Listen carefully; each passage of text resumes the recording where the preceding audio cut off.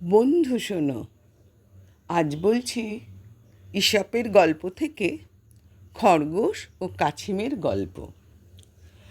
খরগোশ কি জোরেই না ছোটে, যেন বাতাসের আগে উড়ে চলে, আর কাছিম চলে আস্তে আস্তে হেলে দুলে।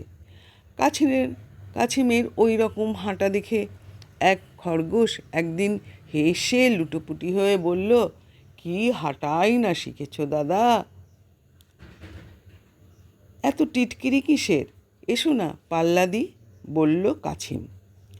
পাল্লা হাসালে, বেশ বলো কোথায়, কত দূর যাওয়ার পাল্লা, আর কখন শুরু হবে? কাছিম বলল, এখনই।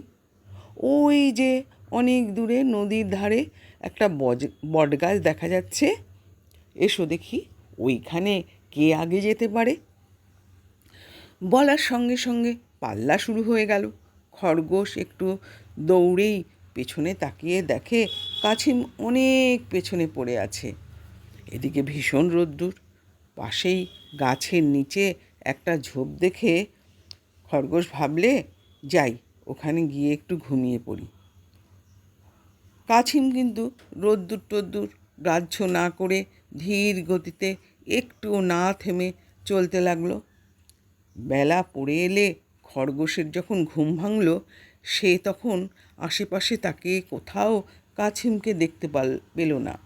তখন সে ছুটল নদীর তীরে বটগাছের দিকে। সেখানে গিয়ে দেখে কাছিম সেখানে অনেক আগেই এসে বসে আছে।